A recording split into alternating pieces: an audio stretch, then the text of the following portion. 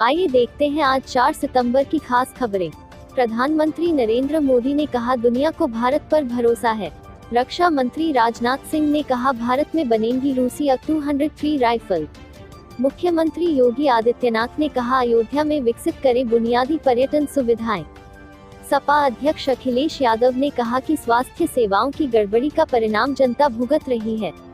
आम आदमी पार्टी के राज्यसभा सदस्य संजय सिंह ने आरोप लगाया कि सरकार उन्हें डराने की कोशिश कर रही है।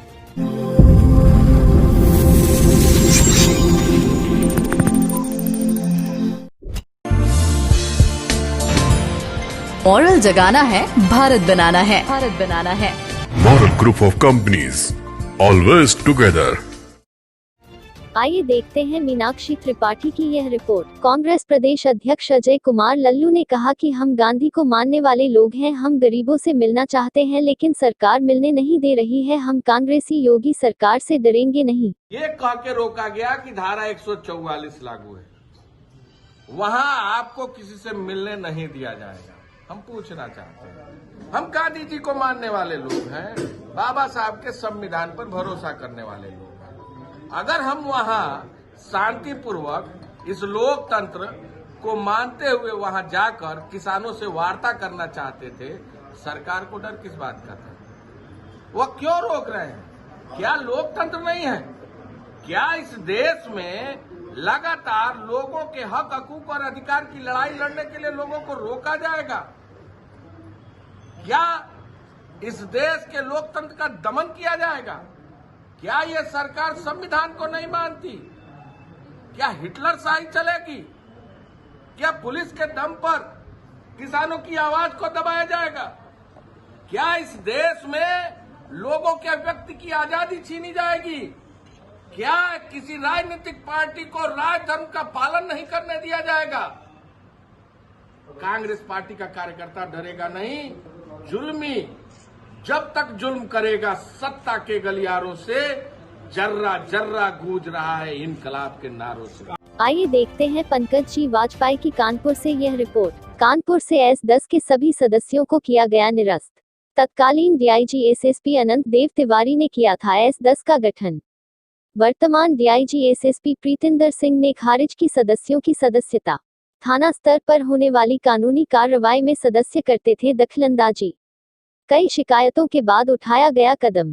अब नए स्तर से बनेगी सदस्यों की सूची। शहर के अंदर जितने भी एस्टेट हैं उनको आपने फोन किया, क्या वजह है और किस तरह से आप आगे की प्रक्रिया की जाएगी? देखिए, एस्टेंट के जो लोग हैं, जो सदस्य हैं, वो इस पर्पस से बनाए गए थे ताकि पुलिस में और पब्लिक में बेहतर संवाद हो और जहाँ भी आवश्यकता हो एक ऐसे हमारे पास मिडिल पाथ हो। जो लोग यूनिफॉर्म नहीं पहनते लेकिन जहाँ जहाँ पुलिस कहीं जनता का सहयोग चाह रही है और उनकी मदद से वो जनता के साथ एक अच्छा समन्वय पैदा कर सके, ऐसे लोग जो अपने क्षेत्र में जिनकी छवि साफ है, ऐसे लोग जो क्षेत्र में लोग उनकी रिस्पेक्ट करते हैं और उनकी बात की अहमियत होती है। इसी पर्पस से एस्टेन के ये जो सिस्टम है ऑल ओवर यूपी में ये शुरू किया गया है।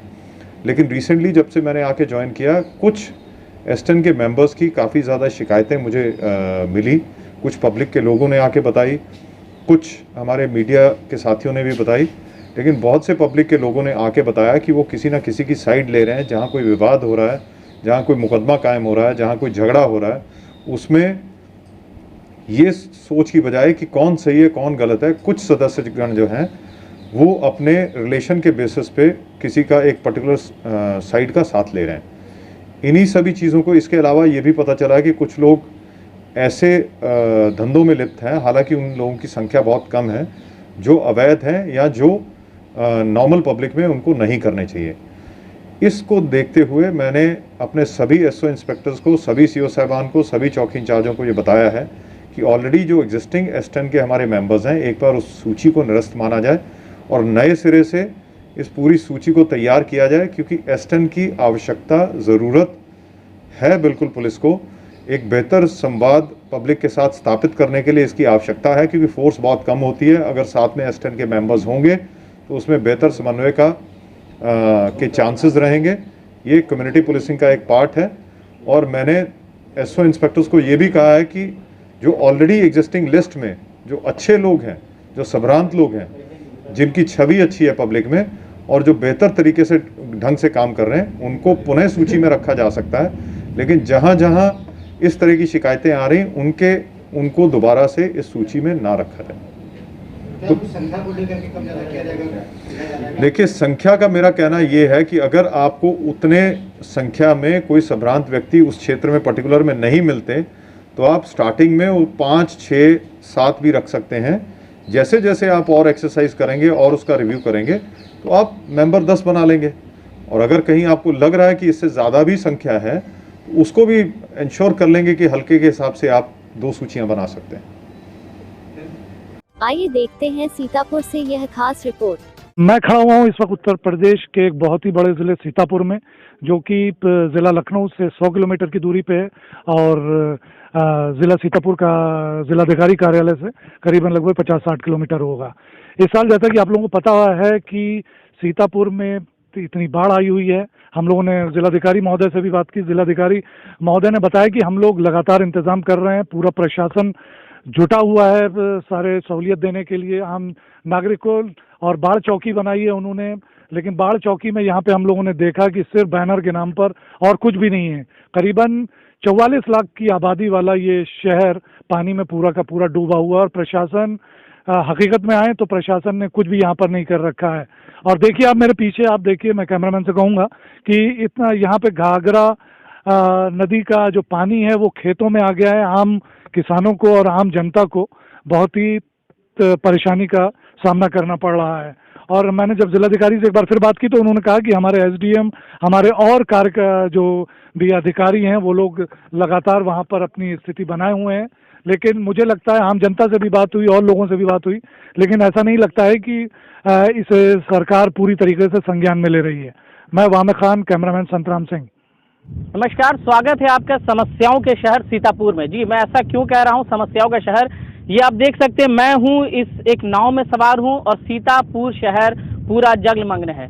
यानी पानी, बाढ़ का पानी आप देख सकते हैं, पूरा कई गांव इसके चपेट में है और हालात यहाँ बद से बदतर है। लेकिन कहीं ना कहीं प्रशासन भी सवालिया घेरे में नजर आ रहा है।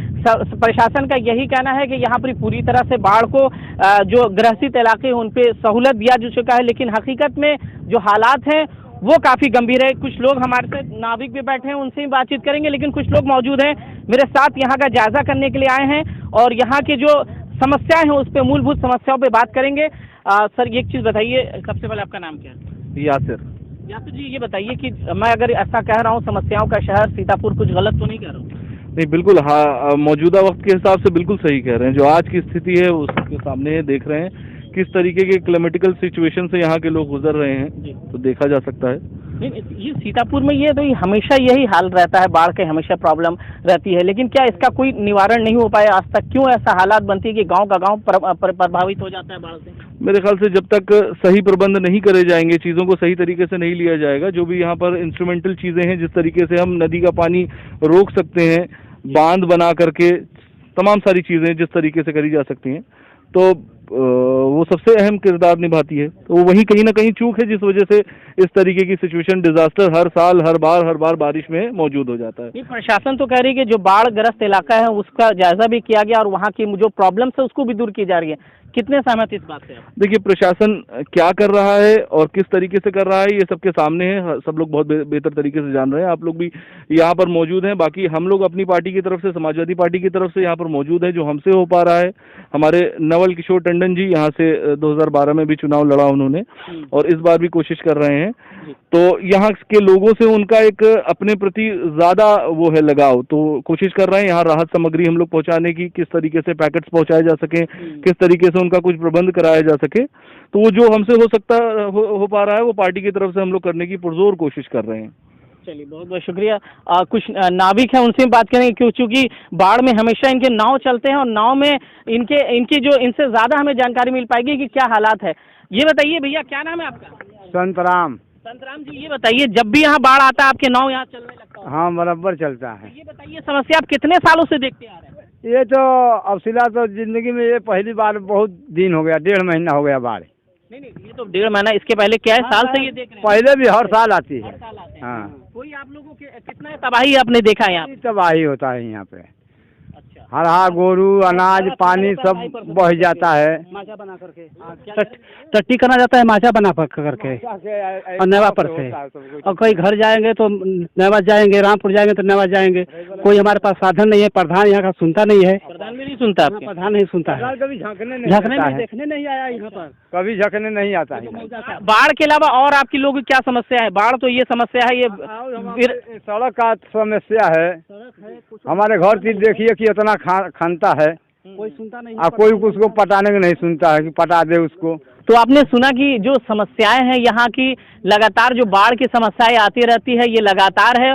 और ऐसी समस्याओं से इन्हें कब निजात मिलेगा ये कहना बड़ा मुश्किल है। हर बार सरकार दावा करती है कि यहाँ की समस्याएं दूर होंगी, लेकिन हर बार ये समस्या फिर दोबारा आ जाती है लोगों के सामने। कैमरा पर्सन संतराम के साथ मैं फैज अहमद, फ्रेंड्स समय न्यूज, सीतापुर।